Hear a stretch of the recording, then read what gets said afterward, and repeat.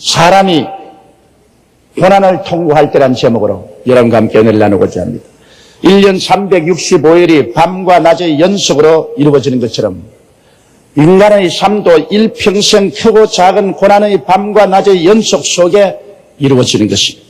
사람이 고난의 밤을 지날 때가 삶의 위기를 당한 때인 것입니다. 이 위기를 잘 감당하고 나오면 그 후에 그 고난과 동등 혹은 그 이상의 축복이 반드시 따라옵니다. 그러나 그 위기를 잘 감당하지 못하면 처참한 상처와 삶의 파탄을 경험하게 됩니다. 우리는 오늘 우리의 모두가 경험하는 삶의 밤을 지날 때 어떻게 우리 자신을 처신하면서 이 밤을 지나갈 수 있을까에 대하여 한번 신중히 하나님 앞에 알아보고자 하는 것입니다. 첫째로 우리가 고난의 밤을 지날 때는 바로 기도하고 회개해야 될 때인 것입니다. 야고보서 5장 13절에 너희 중에 고난하는 자가 있느냐?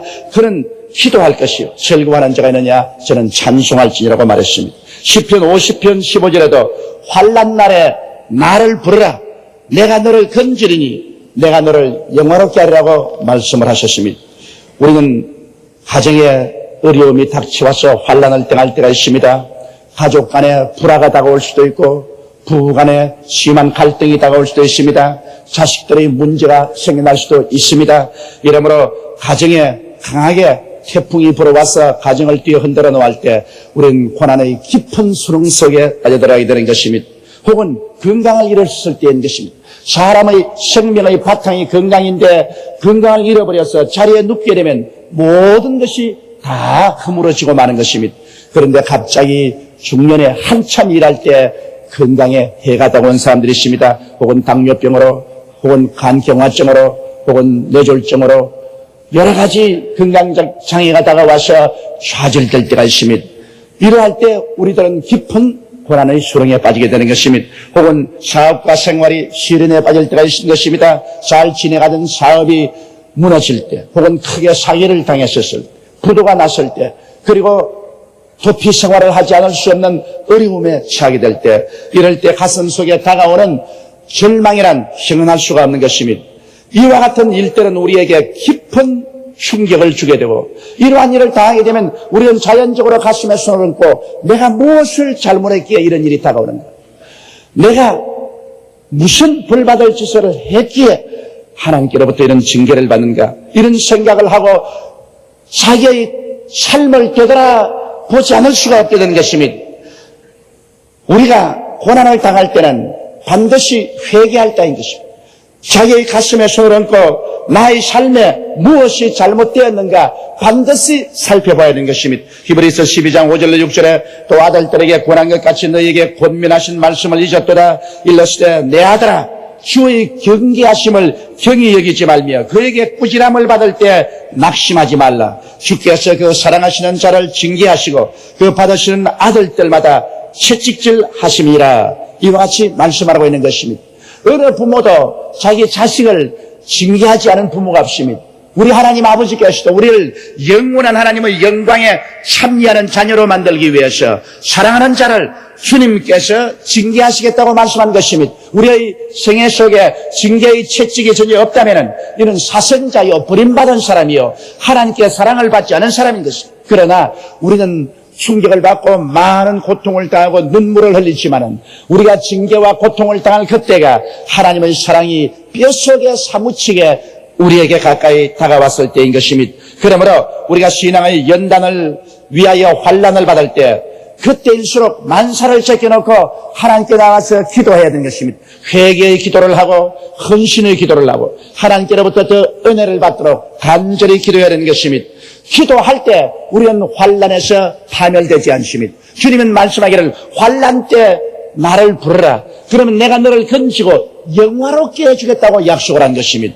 환난은 변하여 축복으로 화할 것을 주님께서 약속해 주고 있는 것입니다. 시편 107편 10절로 20절에 보면은 사람이 흑암과 사망의 그늘에 앉으며 곤고와 쇠사슬에 매이면 하나님 말씀을 거역하며 지존자의 뜻을 멸시함이라. 그러므로 수고로 저희 마음을 낮추셨으니 저희가 엎드려져도 돕는 자가 없었더라. 이에 저희가 그 근심 중에 야훼께 부르짖음에 그 고통에서 구원하시되 흑암과 사망의 그늘에서 인도하여 내시고 그 얽은 줄을 끊으셨도다. 야훼의 인자하심과 인생에 행하신 기이한 일을 인하여 그를 찬송할지니라. 제가 논문을 깨뜨리시며 쇠빗장을 꺾으셨습니다.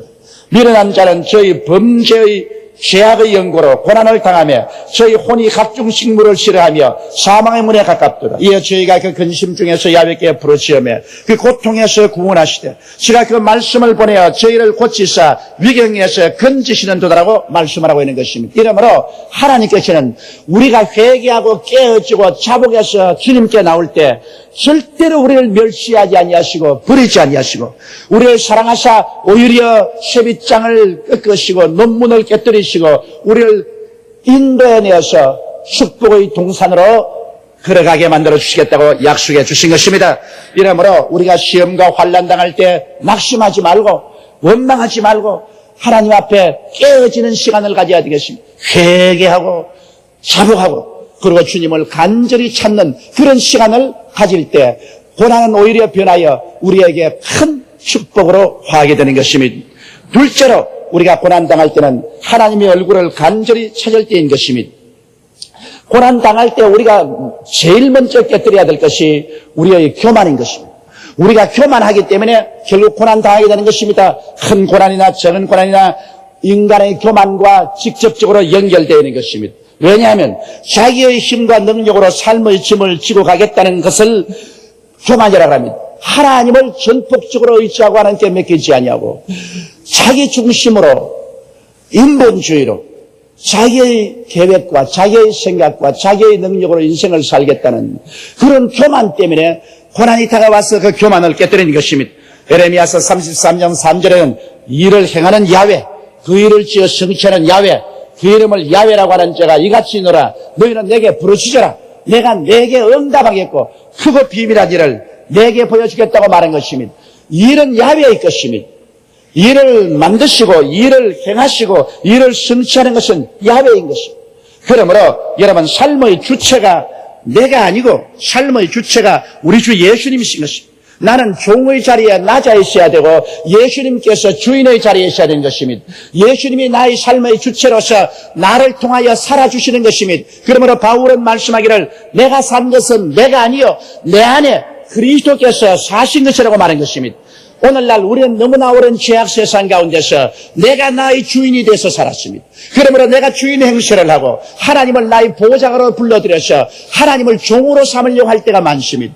모르는 사이에 우리 예수 믿는 사람도 다소 차이는 있지만은 이러한 교만한 마음이 들어와서 내가 나의 삶의 주인이 되고 내가 나의 인생의 주체가 되고 하나님을 객체로 밀어내고 필요할 때 부르짖어 도움을 구하는 보좌관으로 전락시킨 죄 때문에 고난을 당하게 되는 것입니다.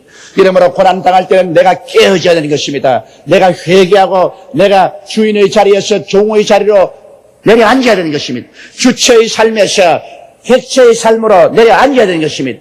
하나님께서 나의 인생을 살아주시는 것입니다.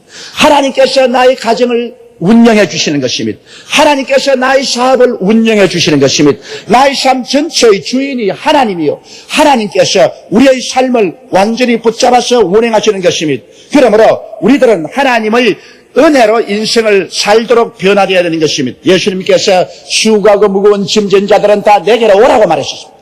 너희 혼자 수고하고 무거운 짐을 짊어지고 네가 인생의 주인이 되고 너가 주체가 되어서 방황하는 그런 어리석은 땀 흘리는 삶을 살지 말라. 수고하고 무거운 짐진 자는 마땅히 내게로 오라. 그리고 그 짐을 내게 내려놓아라. 인생의 삶의 주인 역할을 내게 내놓아라. 주체를 내게 내놓아라. 그러면 내가 너를 쉬게 하겠다고 말씀하는 것입니다. 주님께서 내 멍에 밑으로 돌아오라고 말한 것입니다. 우리 주님은 멍에를 걸머지고 그 멍에를 통해서 무거운 짐들을 끌어가고 있는 것입니다. 우리 보고 멍에를 치라고 말하지 않으셨습니다. 너희 멍에를 치라고 말하지 않습니다. 멍에는 내 것이다. 내가 짐을 짊어지고 내가 끌고 가는 것이다. 너는 내 멍에 밑에 들어와서 나와 보조를 같이 하라고 말씀하는 것입니다. 주님의 멍에는 주님 목에 걸려있기 때문에 우리 목에는 걸리지 않습니다.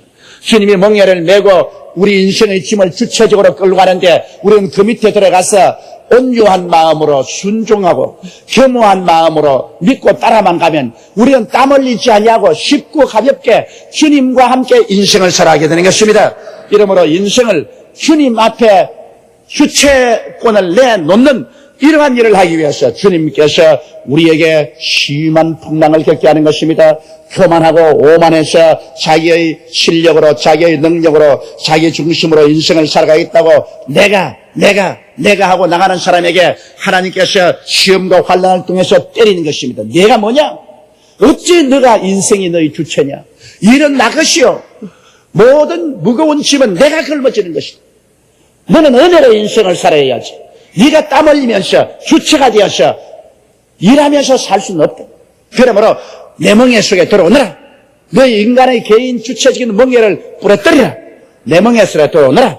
그래서 우리에게 다가오는 시험과 환난은 여러분 스스로 만들어서 목에 건 그 멍에를 깨뜨리기 위해서 주님이 시험과 환난을 보내시는 것입니다. 이것은 내 집이다. 이것은 내 사업이다. 이것은 내 가정이다. 이것은 나의 인생이다. 그것은 내가 만든 멍에입니다. 그 멍에를 내가 걸머쥐고 땀을 흘리며 끌어가야 되는 것입니다. 주님은 그 멍에를 꺾어버리기 위해서 나를 절망에 부딪히게 만들어주는 것입니다. 그리고 그 모든 짐을 내 멍에 밑으로 가져오너라. 내가 끌고 간다. 그리고 너는 나를 믿고 순종만 하고 따라오라. 이것이 바로 하나님께서 우리에게 주시는 메시지인 것입니다. 이러므로 시험과 환난 당할 때 나의 멍에가 꺾어지고 내가 교만하게 되는 이와 같은 삶을 갖게 되시기를 주의 이름으로 축원합니다. 셋째로 환난 당했을 때 내일에 대하여 긍정적인 꿈을 가져야만 하는 것입니다. 환난의 어두운 밤은 깊은 절망의 안개 속에 휩싸이게 하는 것입니다. 대개 우리가 환난을 당하면 그만 모든 인생을 포기하게 될 때가 많습니다. 쉽게 자기 인생을 포기하고 자살하려고 하는 사람들이 많습니다.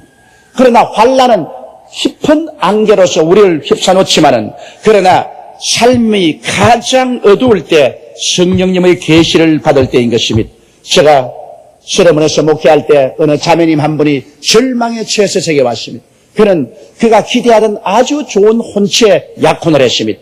그래서 그날을 기다리며 꿈에 부풀어 있었는데 그만 순식간에 그 약혼이 파혼되고 말은 것입니다.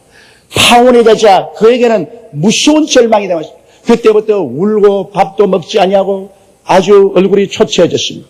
그래서 그 부모님이 그 소녀를 데리고 내게 신앙 상담을 왔습니다. 그때 난 그 소녀에게 이런 말을 한 적이 있습니다. 자매님, 가장 어두운 밤에 별빛은 가장 빛난다. 가장 내 인생에 어둡고 캄캄한 일이 다가왔을 때 그때 하나님의 가장 광명한 계시가 일어날 때이다. 바울은 아시아로 가려가다가 그 꿈이 산산조각이 나버렸다. 바울은 비두니아에 가서 복음을 전하다가 그것도 산산조각이 났다. 그래서 온 사람들이 바울을 다 비난했다. 그는 이제 성령이 떠난 사람이다. 이제 하나님께 버림받은 사람이다. 그런 위대한 사도도 아니다. 아시아에 가서 참패했다. 그리고 비두니아에 가서 또 참패했다. 바울은 자기의 사랑하는 제아들이 다 자기를 버리고 떠나는 쓰디쓴 체험을 했습니다. 그는 그래서 드로아로 내려갔습니다. 사람이 올라가는 인생은 쉽지만은 내려가는 인생은 절대로 쉽지 않습니다. 바울은 드로아로 내려갔습니다. 성경은 보니 드로아로 내려갔을 때가 캄캄한 밤이었다고 말했습니다. 바울은 실제적인 밤에 드로아에 있을 뿐 아니라 인생의 밤을 맞이했습니다. 시련의 깊은 밤속에 가 있을 때 바울은 드로아에서 엎드려 기도했습니다. 하나님께 참회하고 주님께 엎드려 간절히 기도할 때 하루 저녁에 찬란한 마게도니아의 환상이 나타났습니다. 마게도니아 사람이 환상이 나타나서 손을 지었습니다. 이리로 와서 우리를 도우라. 아시아에서는 실패했고 비두니아에서는 버림을 당했다. 사람들은 다 너를 떠났지만 이리로 와서 우리를 도우라. 그래서 그 환상을 보고 새로운 마음의 용기와 희망을 가지고 그는 일어나서 바벨로니아로 건너갔었습니다. 마케도니아로 건너갔었습니다. 그가 마케도니아로 건너간 것이 오늘날 구라파를 복음화하는 위대한 기초가 되었던 것입니다. 그러므로 내가 그 자매님에게 자매님 아시아의 깨어진 꿈이나 비두니아의 깨어진 꿈이 마케도니아의 찬란한 환상으로 태어난 것처럼 당신에게도 낙심하지 않고 꿈을 가지면 내일에 좋은 희망이 다가온다고 그리고 기도를 했는데 그 다음에 나타난 신랑감은 전에보다 훨씬 좋은 신랑감이 나타났어요. 그래서 그 신랑하고 결혼을 하고 제가 주례를 했습니다. 지금은 얼마나 잘 살고 있는지 몰라요. 나는 그 자매를 볼 때마다 처음 깨어진 것 참 잘 깼다. 그런 것을 깰 정도의 남자라면 그 남자하고 살 가치는 없다. 그러나 두 번째 그의 결혼은 정말 성공적인 결혼이 되었던 것입니다. 이러므로 여러분 반드시 우리에게 시험과 환란이 다가온다고 해서 그것이 우리 인생의 종말이라고 생각하면 안 됩니다. 시편 29편 10절에 보면 야훼께서 홍수 때 좌정하셨으며 야훼께서 영영토록 왕으로 좌정하시도다. 야훼께서 자기 백성에게 평강의 복을 주시려다고 말한 것입니다. 야훼 하나님은 홍수 위에 앉아서 홍수를 술에 삼고 우리에게 다가온다고 말씀하라고 있는 것입니다.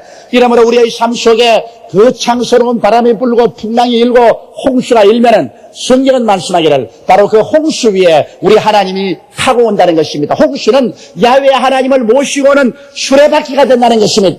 요란한 홍수 소리는 바로 하나님이 우리에게 수레바퀴를 타고 오는 소리라는 것을 알고 우리는 그 앞에 꿇어 엎드려서 하나님을 경배하고 오히려 시험과 환란을 하나님 앞에 감사드려야 되는 것입니다. 하나님이여 홍수를 타고 오신 하나님 감사합니다. 시험과 환란이 아니면 내가 하나님께 가차에 나갈 수 없는데 시험과 환란을 통하여 하나님이 내게 이렇게 가차에 오시니 감사합니다. 홍수 위에 좌정해서 오시는 하나님은 영영토록 왕으로 계신다고 했습니다. 왕은 다스리는 분이 하나님인 것입니다. 어떠한 시험과 환란도 우리의 만왕의 왕 만주가 되시는 예수님은 다스리시는 것입니다. 그래서 결국에는 홍수를 통하여 우리가 하나님을 영접하게 되면 오히려 하나님은 우리에게 오셔서 위대한 축복과 승리를 우리 가슴 속에 안겨주는 것입니다. 넷째로 우리가 시험과 환란을 당했을 때는 하나님의 기적을 그때 믿어야만 되는 것입니다. 여러분 성경 가운데 극심한 시험과 환란을 당한 한 가정이 있습니다. 그것이 바로 마르다와 마리아의 가정입니다. 그 오라버니가 죽었습니다. 그리고 장사 지냈습니다. 그의 부모를 일찍 잃고 오라버니를 부모처럼 믿고 있었는데 오라버니가 죽고 장사 지내고 난 다음에 마르다와 마리아는 말로 다 할 수 없는 절망의 수렁에 빠졌습니다. 그들은 세수도 하지 않고 그들은 식음도 전폐했습니다. 그들은 몸 매무새도 돌보지 않았습니다. 그럴 때 예수님이 찾아오셨습니다. 그리고 그들을 데리고 나사로의 무덤가에 갔습니다. 그리고 주님께서 말씀하셨습니다. 그 무덤의 문을 옮겨 놓아라 했습니다. 이건 도무지 되지 않을 소리인 것입니다. 죽어서 무덤에 들어가서 나흘이 되어 썩은 냄새가 나는데 그 무덤 문을 열어놓으라고 말한 것입니다. 그때 마르다가 말했습니다. 주님이시여 이미 무덤에 들어간 지 나흘이 되어 썩은 냄새가 나나이다. 그때 주님께서 흉흉한 눈빛을 내면서 마르다와 마리아를 보고 주님께서 분개한 음성으로 말했습니다. 마르다여 내가 내게 이르노니 내가 믿으면 하나님의 영광을 보리라고 하잖아요. 가장 절망적인 환경에서 하나님의 기적이 일어날 것을 믿으라는 것입니다. 그래서 마르다와 마리아는 나아가서 무덤의 돌문을 밀어서 옮겨놓았습니다. 썩은 냄새가 확 풍겼습니다. 그러나 예수님은 그들을 제껴놓고 그 자리에 서서 말씀하셨습니다. 나사로야 나오라. 죽은 지 나흘이 된 나사로가 수위를 동인 채 살아서 나와버리고 말한 것입니다. 우리 주를 믿는 사람에게는 이런 기적이 있기 때문에 우리에게 소망이 있는 것입니다. 믿지 않은 자에게는 이런 기적을 기대할 수가 없습니다. 그러나 우리에게는 예수님이 계십니다.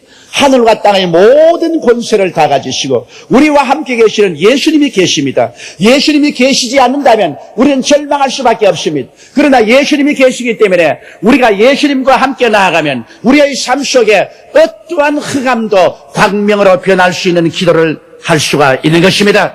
어떠한 죽음도 삶으로 변할 수 있는 위대한 기적이 일어날 것을 기대할 수 있는 것입니다. 기적은 문제에 대한 해답이 되는 것입니다. 기적은 우리에게 새로운 소망을 갖게 해주는 것입니다. 그러므로 예수 그리스도를 구주로 모신 여러분, 여러분의 생애 속에 기적을 믿지 않는다면 오늘 주님께서 여러분을 우기셨을 것입니다. 내가 내게 말하노니 내가 믿으면 하나님의 영광을 보리라 하지 않았냐. 아브라함은 바랄 수 없는 중에 바라고 믿을 수 없는 중에 믿었으니 하나님이 이를 의로 여기시다고 말한 것입니다. 그 나이 100살이 되고 그 아내의 나이 90살이나 되었습니다. 그래서 그의 몸의 죽은 것 같음과 사라의 태의 죽은 것 같음을 알고도 믿음이 약하여지지 않고 오히려 믿음의 굳세게 서서 하나님을 찬미했습니다. 그러므로 우리의 선배되는 신앙인들은 이와 같은 절대 불가능의 절대 가능의 꿈을 가지고 믿었었습니다. 절대 절망에서 절대 소망을 가질 수 있는 것은 하나님은 오늘날 또 우리에게 불가능을 가능케 하는 기적을 베푸시기 때문인 것입니다. 이러므로 오늘 이 시간에 여러분께서 절망의 수렁에 빠진 사람들은 우리 주 예수 그리스도 앞에서 기적을 기대하는 위대한 소망을 가져야 됩니다. 그러므로 하나님께서 여러분께 오셔서 부활을 갖다 주는 영광이 다가오게 되실 것입니다. 시편 22편 3절에 보면 이스라엘의 찬송 중에 거하시는 주여 주는 거룩하시니이다 이와 같이 말씀하고 있는 것입니다. 예수 그리스도께서 가장 처절한 절망에 있을 때 주님께서 바로 부르신 찬송이 이것입니다. 예수께서 마지막 기도를 하고 골고다의 십자가에 못 박이려 갈 것이 번연히 아시는데 우리 주님은 마지막 성찬을 베푸시고 그리고 기도원 시냇가를 지나 나오면서 제 아들과 함께 찬송을 불렀다고 했습니다. 가장 어둡고 캄캄할 때 예수님께서는 찬송을 부르셨습니다. 왜냐하면 이스라엘의 찬송 중에 거하는 야훼여, 야훼는 거룩하시나이다. 이것을 좀 더 히브리 원어에 가깝게 번역한다면 이스라엘의 찬송이 하나님의 보좌를 만드시고 하나님은 그 위에 좌정하신다는 것입니다. 오늘날 여러분의 찬송이 하나님이 좌정하는 보좌를 만드시는 것입니다. 그렇기 때문에 하나님을 모시고자 하는 자는 하나님의 보좌를 만들지 않고 어떻게 하나님을 모십니까? 가장 어둡고 캄캄할 때 가장 하나님의 도움이 필요한 것입니다. 가장 하나님의 도움이 필요할 때 하나님의 보좌를 만들어야 돼요. 그러므로 그때 하나님께 찬양을 불러야지 원망과 탄식해서는 안 됩니다. 대개의 사람은 어둡고 캄캄할 때 자기를 원망하고 하나님을 원망하고 이웃을 원망하고 운명을 원망하고 탄식합니다. 이렇게 하면 하나님을 멀리 떠나게 되고 마귀를 가까이 하게 되고 도적질을 당하고 죽임을 당하고 멸망을 당하는 비극을 체험하게 되는 것입니다. 그러므로 우리는 밤이 어두울수록 더욱 하나님께 향해서 놀라운 능력으로 찬송을 계속해야 만드는 것입니다. 그러므로 찬송을 통해서 하나님이 임재하시는 것입니다. 바울과 실라가 빌립보 감옥에 갇혀서 가장 어둡고 캄캄했습니다. 그들은 얻어맞았고 온 덩어리가 다 터졌고 배는 고팠고 수족은 차고에 차였고 벌레는 기어올라오고 고통스러웠습니다. 그러나 밤중에 그들이 기도하고 난 다음에 바울과 실라는 철고랑을 철거덕 박자를 맞추면서 그들은 노래를 불렀습니다. 한밤중에 그들이 얼마나 진실하게 노래를 불렀던지 그곳은 죄수들이 시끄럽다 잠자는데 왜 야단이냐 하지 않고 모든 죄수가 잠에서 깨어나서 그 노래를 들었다고 말한 것입니다. 그들이 진심으로 간절한 마음으로 찬송을 불렀습니다. 그러자 그 찬송을 통하여 빌립보 감옥에 하나님이 임재했습니다. 왜냐하면 찬송은 하나님이 앉으시는 보좌인 것입니다. 그 찬송을 통하여 하나님이 빌립보 감옥에 맞아 빌립보 감옥 터가 내리 흔들리고 온 빌립보 시가 진동을 했습니다. 하나님이 강림하시는데 어떻게 진동하지 않겠습니까? 그러자 모든 착오가 다 풀려버리고 마는 것입니다. 천사들이 와서 풀어버렸습니다. 감옥문이 열려버리고 마는 것입니다. 그리고 간수장이 그때 놀라서 깨어져 회개하고 예수를 믿게 되고 빌립보에 하늘나라가 임하고 하나님의 교회가 설립될 수 있었던 것입니다. 이것은 가장 어둡고 캄캄할 때 가장 절망일 때 원망과 불평과 탄식을 해도 타당하고도 타당한 그 위치에서 그들은 하나님을 찬미했기 때문에 하나님의 기적이 그들에게 임하였던 것입니다. 그러므로 사랑하는 성도 여러분, 우리가 일생을 살면서 시험과 환난을 안 당할 수는 절대로 없습니다. 성경에 보니 저녁이 되고 아침이 되니 첫째 날이라. 하나님이 이 세상을 만들 때 밤이 먼저 오고 그 다음에는 낮 지옥에 섭리한 것입니다. 이것은 이미 심정한 것입니다. 여러분, 우리의 삶 속에도 저녁이 오면 반드시 아침이 오게 만들어 놓은 것입니다. 이러므로 우리의 인생은 항상 저녁이 오고 또 아침이 오고 또 저녁이 오고 또 아침이 옵니다. 이런 시련의 연속 가운데서 일생이 지나가는 것입니다. 그 시련은 반드시 우리를 파멸하기 위해서 다가오는 것은 아닙니다. 시련을 통하여 우리가 깨어지고 연단을 받고 더욱 주님 중심으로 서게 되고 그리스도의 형상을 담게 되고 우리의 신앙은 시련과 환난 속에서 성장하여 나중에 주님 앞에 서게 될 때 부끄럼 없고 영광스럽고 자랑스러운 하나님의 자녀가 되어서 주님 앞에 서게 되는 것입니다. 이러므로 시련과 환난 속에 있는 여러분, 오늘 이 시간에 좌절하지 말고 절망하지 말고 주님 앞에 나아가 뜨겁게 기도하는 여러분 되시기 바랍니다. 그리고 하나님의 얼굴을 간절히 찾아 모든 교만이 다 깨어지고 내가 인생의 주체가 된 것을 완전히 포기하고 종의 자리에 내려앉게 되시기를 바랍니다. 그리고 환난을 당했을 때 내일에 대하여 긍정적인 꿈을 가지고 하나님의 기적을 확실히 기대하며 영광의 감사와 찬송을 부르고 나가게 되시기를 바랍니다. 그럴 때 하늘이 진동하고 땅이 흔들릴 것입니다. 여러분의 삶은 오히려 환난당한 것이 유익이라. 내가 환난당하지 않을 때는 내 마음대로 살았더니 내가 환난을 당하고 난 다음 이제는 주의 율례를 지키나이다는 시편 기사의 노래와 같이 여러분 인생은 오히려 더 영혼이 잘되고 범사에 잘되며 강건하고 생명을 얻되 풍성하게 얻는 인격자로 변화되어 버리고 말 것입니다. 우리 다 같이 고개 숙여 기도드리겠습니다.